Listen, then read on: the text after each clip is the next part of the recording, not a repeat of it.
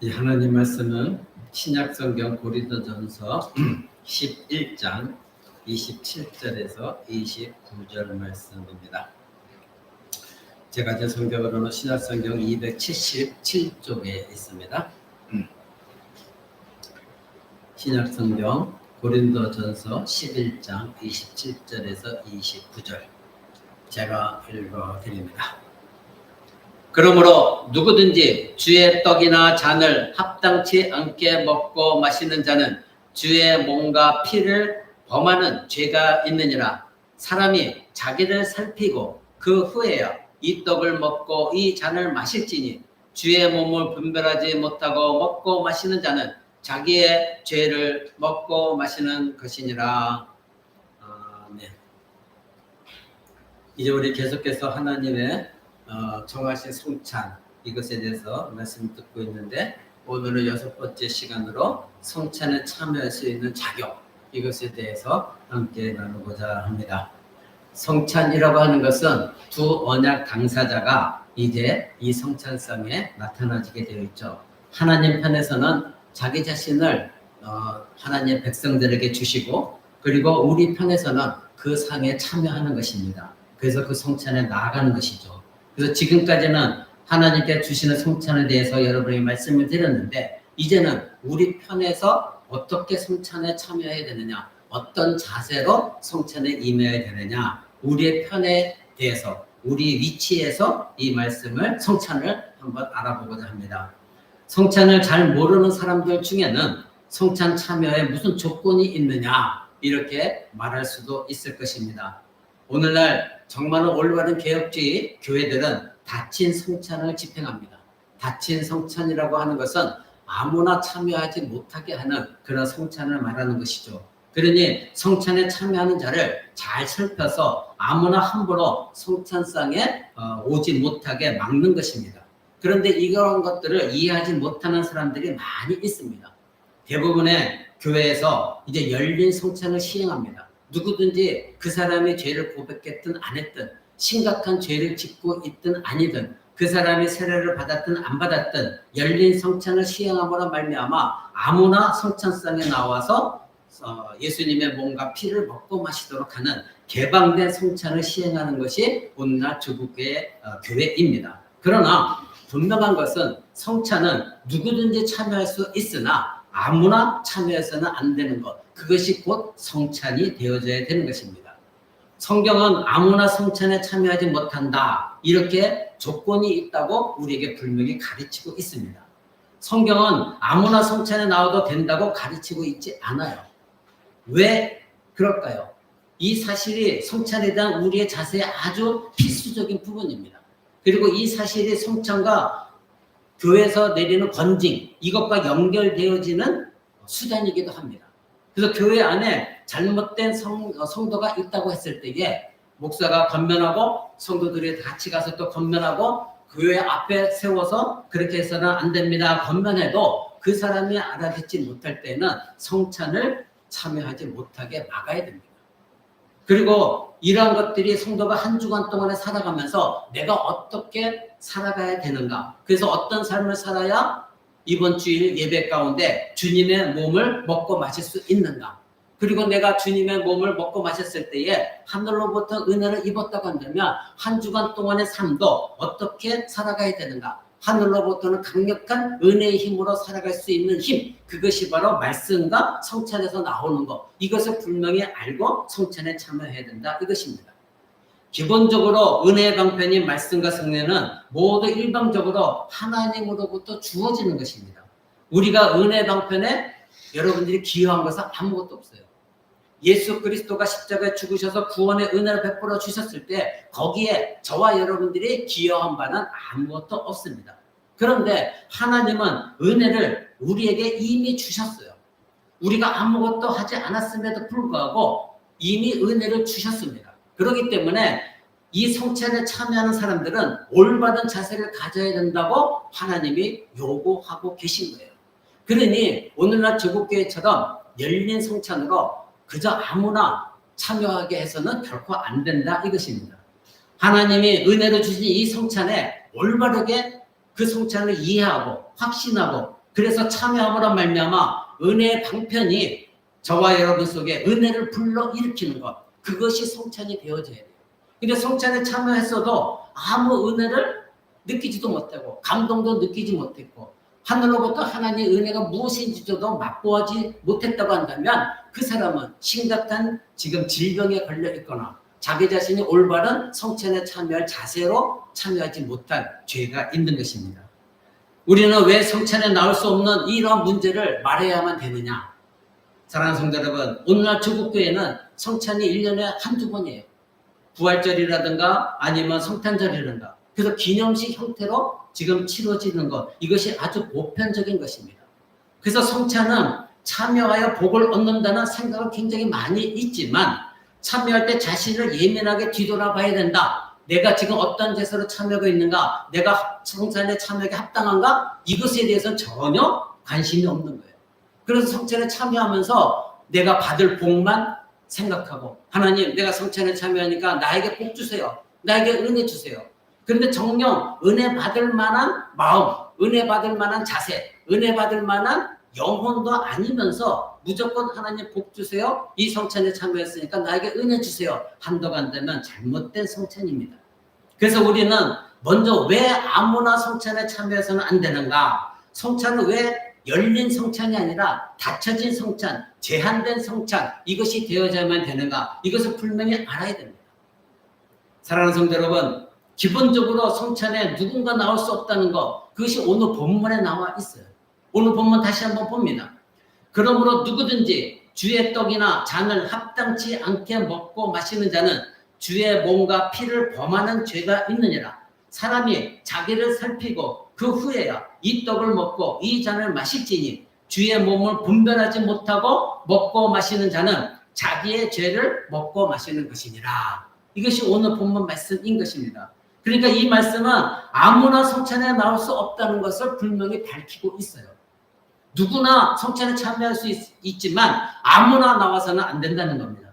여러분, 그런데 사실 복음서에서는 예수님이 이 성찬을 제정하셨을 때에 거기에 예수님이 여기에 참여하지 못하는 자는 이러이러한 자들이다 말씀하지 않으셨거든요.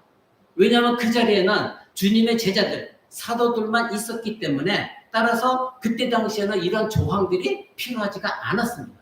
그런데 점점 시간이 흐르고 교회 안에 성찬이 실제로 진행되어졌을 때 바로 이 교회가 이 성찬을 망치고 더럽히고 그리고 아무 생각 없이 그저 나와서 먹고 마시는 그런 성찬으로 변질되어졌기 때문에 이제는 사도가 이런 교회에다가 가르칠 필요가 있었던 겁니다.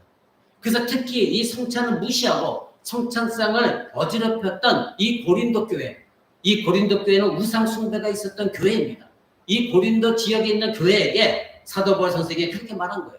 주의 떡이나 잔을 합당치 않게 먹고 마셔서는 결코 안 된다. 이것은 주의 몸과 피를 범하는 죄가 있는 것이다. 그러니까 함부로 참여해서는 안 된다. 이렇게 가르쳤던 것입니다. 이 말씀은 왜 성찬에 나올 수 없는 자가 있는가? 거기에 대한 답입니다.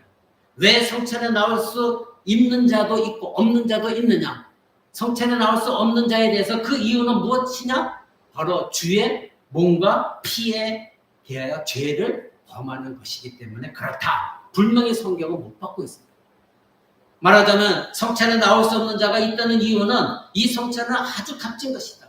너희들 그저 떡을 먹고 포도주를 마시는 그러한 성찬이 아니다. 예수 그리스도의 십자가에 흘리신 피와 찢기신 몸이다. 그것을 알고 참여해야 되는데 그저 성찬이니까 떡을 먹고 포도주를 마시는 것 이 수준에서 참여해야 되면 결코 안 된다 이겁니다. 이 성찬이야말로 예수 그리스도 몸과 피 그 자체를 보여주는 것이기 때문에 이것이 얼마나 값진 만큼 그만큼 이 성찬을 훼손시켜서는 안 된다. 따라서 하나님께서는 여기에 참여하는 사람이 아무나 참여해서 안 된다고 사도 바울 선생을 통하여 우리에게 말씀하신 것입니다. 성찬이 매우 귀하고 값진 것이기 때문에 이것을 잘못 받는다고 하는 것은 바로 은혜가 강한 만큼 잘못 받을 때에 그 대가가 크다는 겁니다. 하나님께서 구원의 은혜를 여러분에게 십자가에서 흘려주셨음에도 불구하고 그 은혜를 무시하는, 멸시하는 그래서 아무 생각 없이 성찬에 참여하는 그런 자에게는 죄를 범하는 것이 된다 이겁니다. 그러기에 저와 여러분들은 이 성찬이 얼마나 귀하고 얼마나 값진 것인가 분명히 알고 참여하셔야 돼요. 그저 습관적으로 참여하는 것이 되어서는 결코 안 됩니다. 우리는 이 성찬이 하나님께 주신 정말로 값진 선물이라는 거, 이것을 여러분들이 아셔야 돼요. 그저 아무나 참여하니까 오늘도 또 성찬상이 벌어지고 있으니 나도 참여하면 되겠지, 이런 마음으로 참여해서는 결코 안 됩니다. 우리는 이 성찬을 함부로 받을 때에 하나님이 주신 값진 선물을 더럽히는 거예요. 그 값진 선물이 무엇입니까? 구원의 은혜입니다. 십자가 은혜입니다. 예수 그리스도의 희생으로 대신 치르시고 우리를 구원하신 것입니다. 그 선물을 우리는 더럽히는 것이 되기 때문에 여러분, 그것이 얼마나 큰 죄이냐 이것입니다. 하나님은 우리에게 성찬이라는 복된 선물을 주셨습니다. 이 선물을 매우 강력한 은혜의 방편입니다. 그래서 여기에 여러분들이 참여할 때는 성찬을 통해서 여러분 큰 은혜를 얻는 거예요. 그래서 여러분 성찬에 참여할 때 아무 생각 없이 참여하면 정말로 그것은 헛된 청산이 되어버립니다. 분명히 지금 6번째 시간인데 이것들을 곰곰이 생각하면서 다시 한번 되뇌겨 들으면서 그렇구나, 성찬이라는 그것이구나 분명히 알고 참여하면서, 하나님 오늘도 예수 그리스도 몸과 피를 먹고 마시며 하늘로부터 은혜를 또한 공급받기 원합니다. 간절한 소망을 가지고 참여해야 되는 것, 그것이 진정한 신자의 태도이다 이것입니다. 이 은혜의 선물이 오용이 되어지면 그에 대한 대가도 큰 것입니다. 여러분, 우리는 성찬에 참여할 때 그래서 주의해야 돼요. 조심해야 돼요. 그래서 사도 바울 선생은 이 성찬을 제대로 시행하지 않는 이 고린도 교회에다가 오늘 본문 말씀 읽었잖아요. 30절 한번 보십시오. 29절 밑에 30절. 이러므로 너희 중에 약한 자와 병든 자가 많고 잠자는 자도 적지 아니하다. 여러분, 성찬에 함부로 참여했더니 어떻게 해요? 약한 자도 생겼고 병든 자도 생겼고 심지어는 잠자는 자라는 거 죽은 자라는 거예요. 죽임을 당한 자도 있다는 거예요. 여러분, 이것이 얼마나 큰 것입니까? 초대교회 때는 이렇게 강력한 성령의 역사가 일어났다는 거예요. 그때는 성찬을 그렇게 우습게 여기고 비아냥거리고 무시했던 사람들은 병에 걸리거나 아니면 죽임을 당했다는 겁니다. 바로 이 말씀에 이러므로 이런 단어가 들어가 있죠. 이것은 뭐예요? 고린도 교회 안에 병든 자, 죽은 자가 있었던 이유는 바로 이 이유 때문이다. 그 이유가 뭐다? 너희가 바로 이 성찬을 먹고 마실 때에 주의 몸과 피에 대해서 합당치 않게 먹고 마셨기 때문에 죄를 범하는 것이다. 그래서 병든 자도 있고 죽은 자도 있게 되어진 것이다. 이렇게 성경은 말하고 있는 것입니다. 사랑하는 성도 여러분, 이 고린도교 성도들은 주의 몸, 이것을 분별하지 않고 먹었기 때문에 그들 가운데는 병든 자도 많았고 죽은 자도 있었다. 성경은 분명히 이렇게 말합니다. 이것이 1세기에 있었던 초대교회만 해당되는 것이 결코 아닙니다. 오늘날 우리에게도 마찬가지입니다. 하나님의 진노가 머물게 되어 있어요. 성찬을 함부로 참여하게 되어지면 아무 생각 없이 이것은 그냥 떡이지 뭐 맛을 느끼면서 맛있네 맛없네, 포도주가 오늘 말씀 왜 이럴까? 자기의 죄를 고백하지도 않고 자기 자신을 뒤돌아보지도 않고, 그리고 이 성찬이 의미하는 바가 무엇인지 알지도 못하고, 그리고 성도 간에 성령으로 연합되어지고 화합하고 살아가는 것도 없이 그저 아무 생각 없이 참여하게 되면 그 사람은 예수 그리스도의 몸과 피에 대하여 죄를 짓게 된다. 이렇게 말합니다. 구원받은 신자라고 한다면 하나님이 주신 선물들을 가장 귀하고 값지게 여기셔야 돼요. 구원의 선물, 구원의 은혜, 이것을 정말 값지고 너무나도 귀하게 여기셔야 돼요. 이것이 가장 우선이 되어져야 되고 이것이 내가 신앙생활하는 가장 큰 목적이 되어져야 돼요. 그런데 여러분들이 신앙생활하면서 내가 받은 구원의 은혜가 정말로 하찮은 것으로 여기게 되어지면 여러분 세상에 눈을 돌릴 수밖에 없는 것이고 하나님께 온전한 예배를 드릴 수도 없는 것이고, 더더욱이 성찬에 참여해서 아무 생각 없이 성찬에 참여하게 될 때 여러분들에게 하나님 진노가 임하는 겁니다. 그러니 여러분들은 앞으로 성찬에 참여할 때는 신중하게, 그리고 자기 자신을 뒤돌아보면서 내가 과연 올바른 자세로 참여하고 있는가, 이것을 여러분들이 뒤돌아보셔야 돼요. 그리고 조심스럽게 목사로부터 떡을 건네받고 목사로부터 잔을 건네받으셔야 돼요. 성찬에 참여하는 이 참여자의 자세가 성찬에 대한 올바른 인식이 있어야 되는 것이고, 올바른 자세가 있어야 그 신자는 성찬에서 은혜를 얻는 것입니다. 그렇다면 누가 성찬에 참여할 수 있습니까? 예, 그렇습니다. 첫째, 자기의 죄 때문에 자신에 대해서 참으로 슬퍼하는 사람, 회개하는 사람입니다. 하나님, 내가 한 주간 동안 살면서도 너무나 연약해서 이러이러한 죄를 범했습니다. 하나님, 용서해 주옵소서. 정말로 이 죄 때문에 내가 너무나 슬픕니다. 하나님은 이러한 죄 때문에 내가 죄의 종로로 타지 못하게 하시고자 예수 그리스도 십자가에 못 박아 죽게 하시고 그것을 깨닫게 하시고자 지금 이 성찬에서 예수님 뭔가 피를 먹고 마시게 하시는데 나는 한 주간 동안에 예수님의 이 죽음을 헛되게 했습니다. 나의 죄가 그렇게 했습니다. 슬퍼하는 사람. 두 번째로는 그러나 거기에 머물러 있는 것이 아니라 이 예수 그리스도의 십자가 고난과 죽음이 그런 말미암아 내 죄가 용서받았다는 것. 그래서 이제는 나는 구원받은 신자로서 하나님이 회개했을 때 모든 죄를 다 씻어주셨고 하나님의 백성으로 오늘 여러분의 주일학교 자녀들과 찬양한 것처럼 너는 내 것이다. 내가 너를 지명하여 불렀다. 내가 너를 구속하였다. 이것을 확신하는 것이죠. 그래서 나의 연약함을 하나님이 가리워 주셨다. 나는 용서받았다. 이것을 확신하는 사람이에요. 세 번째로는 이런 믿음이 더욱더 강해짐으로 말미암아 이제는 내 삶 가운데 하나님의 말씀대로 살기를 원하나이다. 내가 성찬에서 은혜 받은 은혜의 힘으로 거룩하게 살겠습니다. 결단하는 사람들. 이 사람들이 성찬에 참여할 수가 있는 것입니다. 사랑하는 성도 여러분, 오늘 사도 바울 선생이 합당치 않게 먹고 마시는 자, 주의 몸과 피를 분별하지 못하는 자, 이 단어가 쓰여 있는 것은 외적인 문제가 아니라 이건 인식의 문제예요. 내가 겉으로는 드러난 윤리 도덕적인 문제가 아니에요. 이거는 내가 신앙생활할 때에 이 성찬을 어떻게 인식하고 있느냐 이 인식의 문제이지 윤리 도덕적인 문제가 결코 아니라는 것입니다. 여러분 그 27절을 보시면 누구든지 주의 떡이나 잔을 합당치 않게 먹고 마시는 자는 이렇게 나와 있죠. 이 합당치 않게 먹고 마시는 자, 이 뜻은 무엇이냐? 주의 성찬에 참여하려면 어떻게 해야 된다? 합당해야 된다 이겁니다. 주의 성찬에 합당하지 않게 참여하는 것을 성찬은 금하고 있는 거예요. 성경은. 그러니 합당해야 된다 이것입니다. 합당하다는 것이 무엇입니까? 내가 지금 이 예수 그리스도의 몸과 피를 먹고 마실 때 나 자신이 과연 합당한가? 그럴 만한 자격이 있는가? 올바른 자세로 있느냐? 이것을 분명히 알고 먹고 마셔야 된다 이겁니다. 29절은 주의 몸을 분별하지 못하고 먹고 마시는 자 이렇게 나와 있죠. 여러분 떡과 포도주는 무엇입니까? 주님의 몸이다. 주님의 피다. 이것을 분별할 줄 알아야 된다 이겁니다. 그런 사람이 주의 성찬에 참여할 수 있다. 이렇게 말하는 거예요. 그러니 27절에 합당치 않게라는 단어는 합당하다, 않다 이런 단어가 아니라 합당치 않다라는 단어의 한 단어입니다. 이것은 무엇을 말하냐면 성찬을 무가치하게 여기는 사람들. 성찬 별거 아니네. 잘못된 태도로, 무시하는 태도로 참여하는 것들.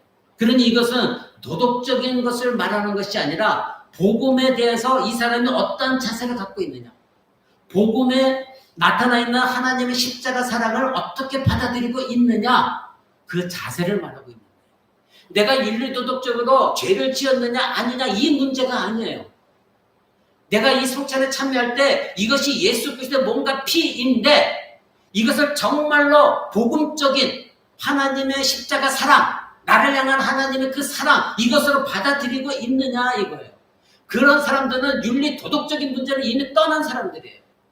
내가 예수 그리스도의 십자가 보혈, 예수님 찢겨진 몸을 진정으로 감사하게 생각한 사람은 윤리 도덕적인 문제가 나를 괴롭히지 않습니다.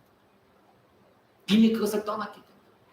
그러니 여기서 말하고 있는 합당치 않게라는 것은 내가 복음을 얼마나 잘 인식하고 있느냐 인식의 문제예요. 내가 이 복음을 얼마나 붙들고 있느냐 이 문제이지 내가 겉으로 외적으로 어떠한 윤리 도덕적인 삶을 살았나 이 문제가 결코 아닌 것입니다. 하나님은 여러분의 마음을 원하시지 여러분의 겉으로 드러난 마음과 다른 행동을 원하신 것이 아니다 이겁니다. 27절에 그래서 합당치 않게 먹고 마시는 자 이것에 대한 경고 이 말씀 바로 앞에서 예수님께서 성찬을 제정하셨을 때 23절에 뭐라고 말합니까? 23절 보시면 주 예수께서 잡히시던 밤에 떡을 가지사. 24절은 이것을 행하여 나를 기념하라. 26절은 이 떡을 먹으며 이 잔을 마실 때마다 주의 죽으심을 오실 때까지 전하는 것이다. 자, 이 말씀 다 무엇을 가리킵니까? 예수 그리스도의 십자가 죽음이죠. 십자가에서 찢기신 예수님의 몸과 십자가에서 흘리신 예수 그리스도의 피를 말하고 있는 것입니다. 그러니 이러한 말씀을 통해 알 수 있는 것은 합당치 않게 이 말씀은 무엇입니까? 바로 이 성찬이, 이 떡이, 이 잔이 예수님의 몸이라는 사실, 예수님의 피라는 사실을 제대로 인식하지 못한 채로 참여하는 사람, 그 사람들은 합당치 않은 것입니다. 바로 주님의 몸이 성찬에 대한 올바른 이해가 없는, 복음적인 이해가 없는, 십자가 복음의, 십자가 구원의 은혜의 이해가 없는 사람이 이 성찬에 참여해서는 안 된다는 것입니다. 여러분들은 이미 구원받았다 믿고 확신하기 때문에 성찬에 참여해요. 그러나 이것이 한 번으로 그치는 것이 아니라 삶 가운데 끊임없이 복음적인 이 은혜가 여러분을 지배하고 있어요. 더욱이 성찬에 참여할 때도 이 복음의 은혜가 여러분을 지배하고 있고 올바른 인식 속에서 성찬에 참여할 때 그것이 하나님이 받으시는 성찬이 되어진다. 이것입니다. 그 다음에 분별치 못하다는 거 29절에 나와 있는 분별치 못한다. 이것은 구별하지 못한다는 의미입니다. 두 가지를 서로 다른 것으로 알고 구별할 줄 알아야 돼요. 이것이 떡인지 이것이 피, 그러면 이것이 정말로 세상이 먹는 떡인지 예수님 몸인지 구별하지 못하고 먹는 사람들, 주의 몸인지 아닌지 분간이 안 되는 사람들, 이 사람들은 성찬에 참여해서는 안 됩니다. 성경은 우리에게 주의 성찬에 참여하기를 원한다면 분명한 이 성찬이 무엇을 가르치고 있느냐는 이해가 있어야 됩니다. 즉 이 떡과 포도주가 땅에 있는 이 세상에 있는 음식물이 결코 아니라 정말로 주님의 몸이다. 이것을 믿고 확신하는 사람들만이 성찬에 참여할 수 있다. 이겁니다. 즉 복음적인 이해가 있고 복음적인 말씀이 확신을 갖고 있고 이것이 정말로 주님이 나를 위해 찢기신 몸이다. 이 잔이 정말로 나를 위해 흘리신 예수님의 피다. 분명한 복음적인 이해와 확신이 있는 상태 속에서 여러분이 성찬에 참여해야 된다. 이것입니다. 사랑하는 성도 여러분, 그러기에 여러분이 성찬의 떡과 포도주를 주님의 몸으로 바라보기 위해서는 무엇이 필요합니까? 바로 첫 번째로는 죄에 대한 이해가 있어요. 여러분 자기 자신에 대한 죄에 대한 이해가 없으면 이 주님의 성찬에서 주님의 몸을, 주님의 피를 제대로 바라볼 수가 없어요. 자기 자신이 죄인이라고 진실로 알고 고백하는 사람만이 이것이 주님의 몸이구나, 이것이 주님의 피구나, 이것을 깨닫고 먹고 마실 수가 있는 겁니다. 그래서 이러한 고백이 진정 있으려면 주님의 몸이 우리에게 왜 주어져야 됐는가, 이것을 알아야 되거든요. 왜 주어졌습니까? 내가 죄인이기 때문에. 오늘 우리 주일학교 가르친 것처럼 바로 하나님께서 예수 그리스도 십자가 못 박아 죽게 하시면서 그 희생의 제물을 대가로 죄에게 지불을 하시고 여러분을 사셨거든요. 그래서 하나님의 자녀가 되게 하셨거든요. 그것이 십자가이거든요. 그것을 분명히 인식하고 있어야 됩니다. 내가 죄의 종노릇하고 있었을 때에, 내가 사단과 마귀의 종노릇하고 있었을 때에 하나님의 예수 그리스도의 몸과 피를 대가 지불하시고 나를 구속하셨다. 이것을 여러분이 분명히 인식하시고 성찬에 참여해야 된다. 이겁니다. 그럴 때 여러분이 성찬에 나오면서 이것이 주님의 몸입니다. 이것을 분명히 인식하고 고백하셔야 돼요. 여러분, 왜 주님의 몸이 피가 필요합니까? 내가 여전히 죄인이기 때문에, 내 자신이 죄에 오염되고 있기 때문에 나는 죄인입니다. 그래서 예수님의 몸, 예수님의 피가 필요한 존재입니다. 이것을 인식하고 나와야 되는 것입니다. 사랑하는 성도 여러분, 여러분 주변에 병에 걸린 사람이 병에 걸렸다는 것을 자각할 때 병원에 가요. 약국에 가죠.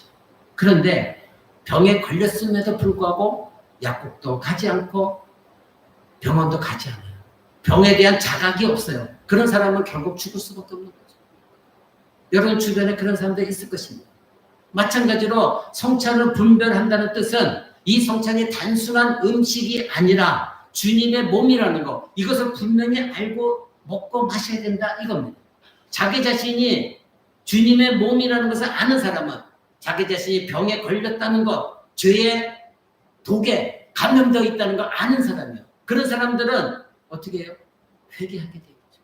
성찬상 앞에서 하나님, 예수님이 나를 위해 십자가 이렇게 죽으셨는데 내가 이 성찬상에 참여할 때에 하나님, 내 죄가 이런 것이 있습니다. 내가 내 몸의 질병에, 죄의 질병에 걸린 것을 내가 알고 있습니다. 그것을 치료하는 약은 예수 그리스도밖에 없습니다. 그래서 지금 주님의 몸과 피를 먹고 마시고자 합니다. 하나님, 내 죄를 용서해 주옵소서. 이렇게 고백하는 자만이 성찬에 참여할 수가 있는 것입니다. 그래서 초신자나 어린아이들은, 불신자는 결코 성찬에 참여해서는 안 되는 겁니다. 아무리 세례를 받았다 할지라도 그 사람의 진정한 믿음의 고백이 없고 십자가의 은혜에 대한 고백이 없다면 그 사람은 성찬에 참여할 수가 없는 겁니다. 여러분의 자녀들도 진정한 고백이 아직 나올 수 있는 그런 나이가 아니기 때문에 성찬에 참여할 수가 없는 것입니다. 사랑하는 성도 여러분, 그러나 자기 자신이 이런 것을 분명히 알고 있으면서도 진정한 고백이 없으면서도 열린 성찬 때문에 그저 남의 눈치를 보면서 내가 성찬에 참여 안 하면 이상하니까 아무 생각 없이 성찬에 참여한다면 그 사람은 예수 그리스도의 몸과 피에 대하여 죄를 지은 것이기 때문에 하나님이 진노하십니다. 그래서 우리 교회는 다친 성찬을 시행하는 것입니다. 그 사람을 보호하는 것이죠. 성찬의 떡과 포도주를 주님의 몸으로 바라보기 위해서는 두 번째는 깨끗하게 되었다는 것입니다. 내가 죄인인 것을 고백하는 것만이 아니라 예수 그리스도의 십자가 죽음 때문에 하나님은 나를 깨끗하게 하셨고 내 연약함이, 내 죄가 다 가리워졌고 그래서 하나님이 나를 주님의 자녀로 삼아주셨고 나를 용서해 주셨다. 구원해 주셨다. 이것을 분명히 인식하는 사람. 그래서 내가 예수 그리스도로 말미암아 의롭게 되어졌다. 하나님의 구원의 의를 얻었다. 그리스도의 의로움이 나에게 전가되어졌다. 이것을 확신하는 사람이에요. 그런데 자기 자신이 회개했음에도 불구하고 나는 여전히 죄인이야. 나는 여전히 뭔가 안 돼. 이런 사람은 예수 그리스도의 십자가 피를 헛되게 하는 거예요. 자기가 진정으로 회개했다면 용서받았다는 것도 확신해야 되는 거예요. 진실로 하나님께 죄를 고백했다면 하나님이 이미 다 그 죄를 도말시켜줬다는 거. 그래서 다시 하나님 받아주셨다는 거. 이것도 확신할 줄 알아야 돼요. 그런데 죄를 고백했다고 하면서도 여전히 나는 자격이 없어요. 나는 이런 사람이에요. 그럼 그 사람은 진실로 죄를 고백한 사람이 아니죠. 사랑하는 성도 여러분, 이것이 바로 주의 몸을 분별하는 것입니다. 내가 구원을 받을 필요가 있다는 것을 인식하는 것이고 두 번째로는 내가 죄를 회개했을 때 이미 용서받았다. 그래서 깨끗함을 입었다. 이런 사람들이 예수 그리스도의 몸과 피를 먹고 마실 수 있는 것입니다. 그러니 십자가에 죽으신 예수 그리스도의 몸이, 피가 나에게 효력 있게 작용되려면 어떻게 해야 됩니까? 죄를 고백하는 것이고 진정으로 고백했다면 그 죄가 사함받았고 나는 이미 깨끗하게 되었다. 이것을 확신해야 되는 것입니다. 죄인임을 깨닫는 것까지는 했는데 깨끗게 되었다는 사실을 모른다고 한다면 이 사람은 주님의 몸을 깨달은 것이 결코 아닙니다. 죄에 대한 해결이 없는데 도대체 예수님의 몸과 피를 먹고 마신다는 게 무슨 의미가 있습니까? 자기가 죄에 대한 해결이 찜찜하고 해결이 안 된 것 같은데 성찬에 참여한들 그것이 어떤 은혜가 되어지느냐 이겁니다. 내가 진실로 해결했다면 하나님이 다 깨끗이 예수님의 십자가별로 씻어주셨다는 거 확신도 해야 돼요. 근데 계속 의심해요. 그렇다면 그 사람은 예수님의 몸과 피에 대한 죄를 짓는 거예요. 하나님이 생명을 주셨다는 것을 믿었어요. 확신했어요. 그런데 성찬에 참여해서 주저주저해요. 이것이 정말 나의 진정한 고백인가? 아닌가?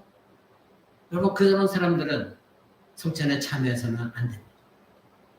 믿음의 확신이 있어야 되는 겁니다. 그 사람이 바로 이 떡이 예수님의 몸입니다. 이 잔이 예수님의 피입니다. 이것을 확신하는 사람이에요. 왜? 내가 그런 말미암아 용서를 받았기 때문에, 구원을 얻었기 때문에, 내 죄가 깨끗이 씻음받았다는 것을 확신하기 때문에 그렇습니다. 세 번째로 성전의 떡과 포도주를 주님의 몸으로 바라보기 위해서 필요한 것은 여러분들의 삶 가운데 나타나줘야 되는 겁니다. 주님의 몸이 이렇게 우리의 죄에 대해 주어졌을 때 그 결과가 어떻게 나타나지느냐 이겁니다. 여러분은 어떤 사람이 예수님의 사역으로 인해서 죄로부터 자유함을 받게 되면 어떤 일이 일어난다고 알고 있습니까? 아니, 다른 사람 볼 것 없이 내가 예수 그리스도를 믿음으로 말미암아 나에게 어떤 일이 일어났느냐 이겁니다. 그리스도께서 우리로 이 땅에 오셔서 십자가에 죽으시는 그 일을 통해서 우리의 죄사함이 일어났을 때 여러분의 삶에서 어떤 일이 일어났고 여러분은 어떤 고백을 하고 있느냐 이겁니다. 진정한 고백이 매일매일 있습니까? 나는 여전히 하나님 앞에 죄인이지만 그러나 하나님 회개합니다. 그로 인하여 나는 구원받은 백성으로 오늘도 살아갑니다. 하나님 끊임없이 죄가 나를 지배하고 나를 유혹하고 욕망 가운데 집어넣고 있지만 그러나 나는 주님의 자녀라는 걸 믿고 있기 때문에 회개하며 다시 주님 앞에 나아갑니다. 하나님 나를 붙잡아 주옵소서. 여러분 이런 삶을 살고 있느냐 이건 진정한 고백은 주님의 몸이 우리에게 어떻게 효력 있게 작용하고 있고 그리고 주님의 몸을 먹고 마심으로 말미암아 우리가 죄를 물리치고 내가 깨끗하게 되어졌느냐 이것을 알고 있는 사람은 삶 가운데도 의지적인 삶을 살아갑니다. 그 의지적인 삶은 무엇입니까? 예수 그리스도의 십자가 능력이 내 안에 나타나심으로 말미암아 의지적으로 죄를 끊어나갈 수 있는 힘이 우리에게 생겨나는 거예요. 내가 성찬에서 하나님의 은혜를 공급받았는데 내가 이것 하나 못 이기냐? 여러분 죄에는 크고 작은 것이 없습니다. 내 마음에 끊임없이 나를 묵상하게 만드는 것. 언제가 여러분에게 말씀드렸죠? 잠시 나를 죄 가운데 몰아넣는 거 그것은 내가 어찌할 수가 없어요.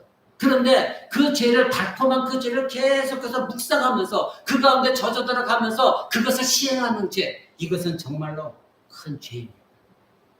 그때에 진실로 하나님 앞에 서 있는 사람이라고 한다면 성찬에 참여해서 은혜를 받은 사람이라고 한다면 그렇게 사단이 여러분을 유혹할 때에 그것을 계속해서 묵상하면서 그것이 삶 가운데 행위로서 나타나지는 것이 아니라 끊어나가는 것이죠. 내가 예수님의 몸과 피를 먹고 마시는 자인데 내가 어떻게 이것을 행할 수가 있는가?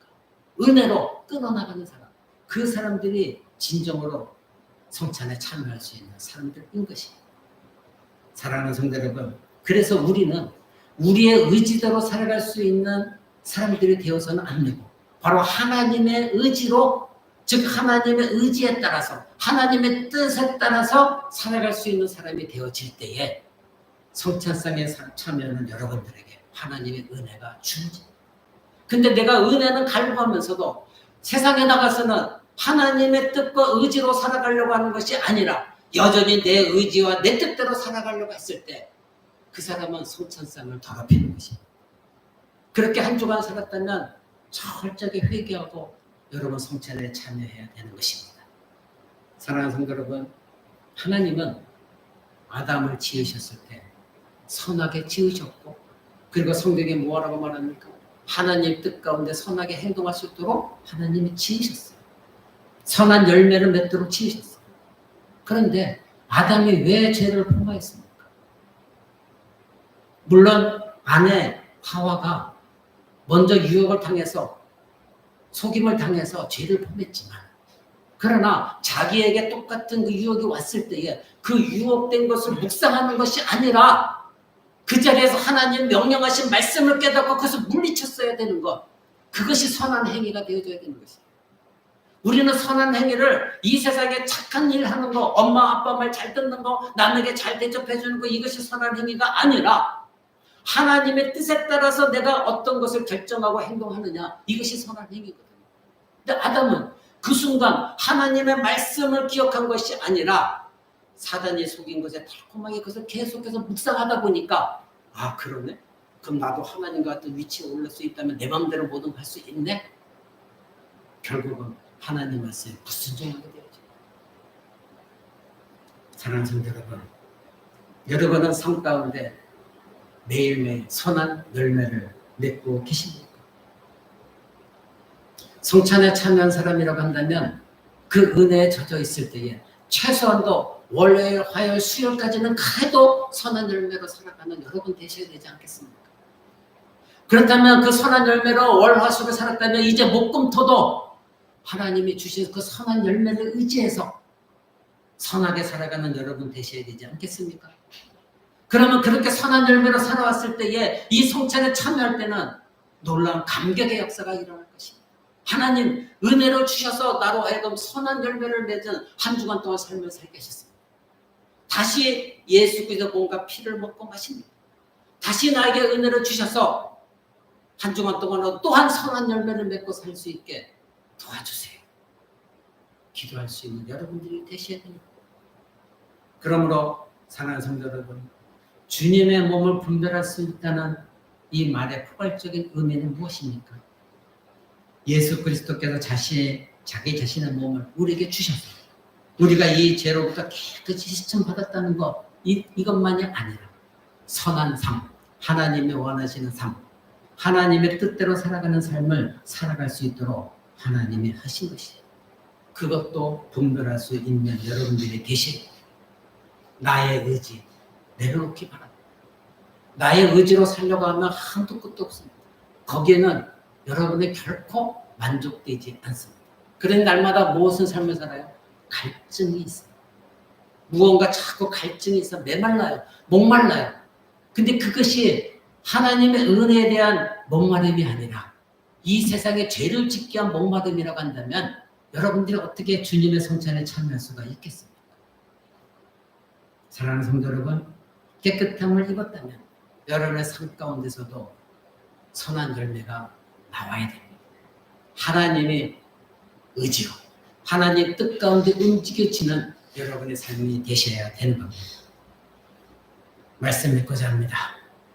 누가 주의 성찬에 참여할 수 있습니까? 누구입니까? 죄를 깨닫는 사람, 그리고 자기 죄가 용서받아서 나는 깨끗함을 입었다는 걸 확신하는 사람이에요. 그래서 이제는 삶 가운데 하나님의 의지대로 주님의 뜻대로 선한 열매를 맺어가고 있는 사람, 그런 사람들이 참여할 수가 있는 겁니다. 우리는 하나님이 정하신 이 성찬을 올바른 이해와 인식을 가지고 여러분이 참여하시기, 우리는 이 성경의 명령에 따라서 성찬에 참여할 때에 합당하지 않게 참여해서는 결코 안 됩니다. 성찬이 어떤 의미를 가진 것인지 분명한 분별력, 이것이 없이 참여해서도 안 됩니다. 그리고 성찬은 나를 삶 가운데서 선한 열매를 맺게 하는 그런 하나님의 은혜의 선물이라는 것 또한 잊어서는 안 되는 것입니다. 그러기에 올바른 성찬은 올바른 가르침에서 나옵니다. 오늘날 교회가, 대부분의 교회가 열린 성찬입니다. 누구에게나 다 개방되는 성찬입니다. 아무 죄의 고백도 없고 자기 자신이 뒤돌아본 것도 없고 지금 이 성찬이 의미하는 것이 무엇인지도 모르고 이것이 떡인지 이것이 예수님의 몸인지 구별도 안 되고 합당한지 아닌지 뒤돌아보는 것도 없이 아무렇게나 참여하는 그런 성찬. 왜 그렇습니까? 가르침이 없기 때문에 그렇습니다. 그래서 올바른 성찬은 올바른 가르침에서 나오는 겁니다. 우리 교회는 그래서 여러분에게 계속해서 지금 올바른 성찬에 대해서 가르치고 있습니다. 바로 교회에 성찬이 바로 선다는 것은 성찬이 가르치는 바를 성도들이 모두가 분명하게 알고 그리고 깨닫고 있을 때 거기서 제대로 된 성찬의 효과, 효력이 여러분에게 나타나지는 겁니다.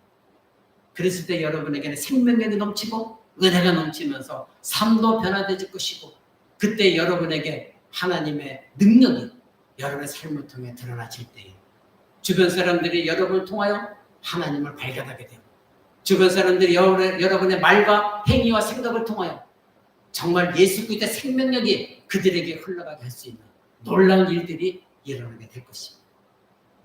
사랑하는 성도 여러분, 아무나 성찬에 참여할 수가 없습니다. 여러분은 이미 자격을 얻었으나 그러나 오늘 말씀 드린 내용 그대로 여러분들이 이것을 인식하지 못한다면, 합당하지 않다고 한다면, 분별하지 못한다면 여러분에게도 자격은 없는 것입니다. 그러기에 분명히 저는 가르쳤기에 여러분들은 이 말씀 분명히 깨닫고 이제 성찬에 참여할 때 올바른 마음의 자세로 여러분 성찬에 참여하셔서 하나님의 하늘문을 열고 부어주신 그 은혜를 만끽하고 누리는 여러분 되시기를 주 예수 그리스도의 이름으로 간절히 축원을 드립니다.